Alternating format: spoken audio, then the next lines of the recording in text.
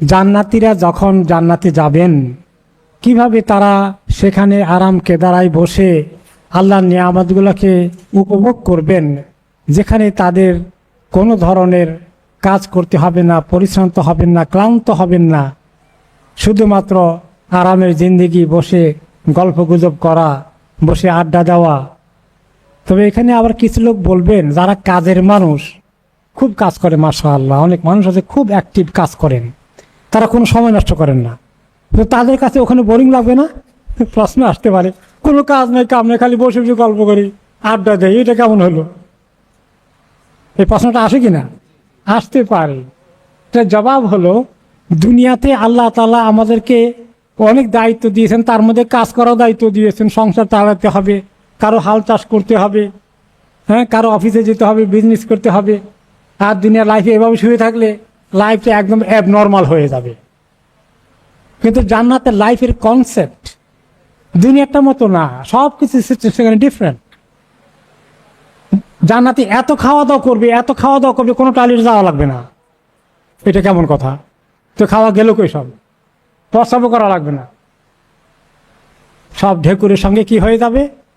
হজম হয়ে যাবে, শ্বাস হয়ে যাবে, আবার ক্ষুধা লাগছে, আবার খান।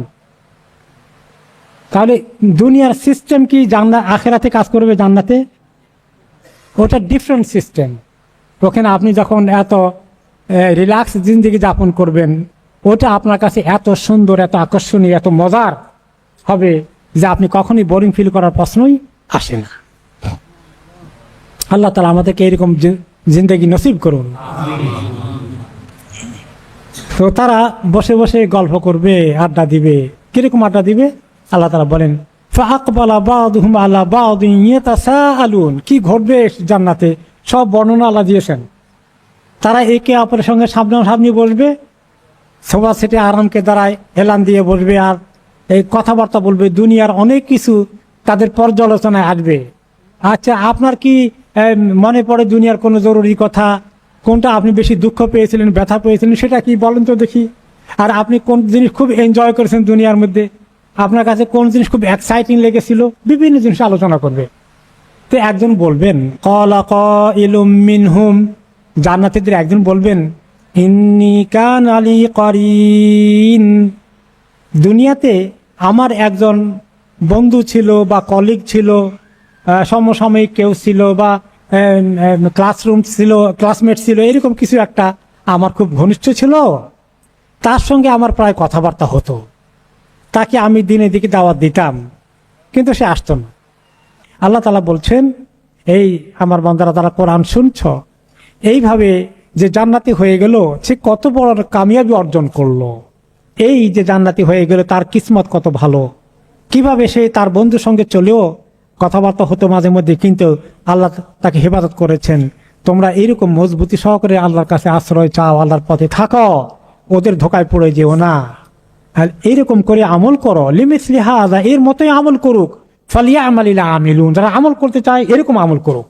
জান্নাতীদেরকে এত সুন্দর সুন্দর মেহমানদারি করে রেখেছি, এত সুন্দর নিয়ামতে ডুবিয়ে রেখেছি। এই জান্নাত তোমরা চাও, এটা কি তোমাদের জন্য ভালো নয়? এটা কি তোমরা চাও না? এটা কি উত্তম নয়? তার বিপরীতে যদি জাহান্নামে যেতে হয়, জাক্কুম নামক এই বিষ আর কাঁটাদার এই গাছের ফল খেতে হয়, যেখানে সমস্ত মুখ, কণ্ঠ টণ্ঠ সমস্ত ছিন্ন ভিন্ন করে ফেলবে, আর জাক্কুমের মতো খাবার খেতে হবে, এত তিতা, মানুষের নাড়ি ভুঁড়ি তিতা কারণে উল্টে যাবে, তার থেকে সব বেরিয়ে যাবে। সেই জাহান্নামের ওই খাবারের জন্য তুমি ইন্তজার করছো, সেই জাহান্নামে যাবে, সেখান থেকে তুমি নিজেকে উদ্ধার করার আপ্রাণ চেষ্টা করবে না? সেই জাহান্নামে যে যেন কত কত ফিতনার কারণ হবে, কত কষ্টের কারণ হবে, কত মুসিবতে দুঃখ দুর্দশার কারণ হবে জাহান্নামে যদি যেতে হয়। সে কথা কি তোমরা খেয়াল করবে না? ওই জাক্কুম গাছটি বিষধর, তিতা, কাঁটাদার, প্রচন্ড কষ্টকর এই গাছটি, ফলটি যেটা খেতে হবে জাহান্নামীদেরকে, এইটা জাহান্নামের একদম একদম ডিপ তলায় গিয়ে তার গাছের গোড়া, তার মাথাটা গাছের দেখতেও, যে গাছের ফল খাবে জাহান্নামীরা, আল্লাহুম্মা আজরনা মিনান নার, এই গাছের দৃশ্যটা, গাছের মাথা, গাছের এই উপরের অংশটুকুন দেখতে শয়তানের মাথার মতো। এমন গাছের ফল যদি খেতে হয়, হে মোমেনগণ সাবধান, জাহান্নামীদের ওই ফল খেতেই হবে। শুধু খেতে হবে না, খেয়ে পেট ভরাতে হবে। অতঃপর তাদেরকে যখন এই জাহান্নামের আগুনে জ্বালানো হবে, জাক্কুমকে খাবার দেওয়া হবে, গলার মধ্যে জাক্কুম আটকে থাকবে, কণ্ঠ ছিঁড়ে ফেলবে। হ্যাঁ, এরপরে যখন তারা বলবে পানি পানি করে চিৎকার দিবে, তখন তাদেরকে পানি প্রবাহ দেওয়া হবে, পানি সাপ্লাই দেওয়া হবে।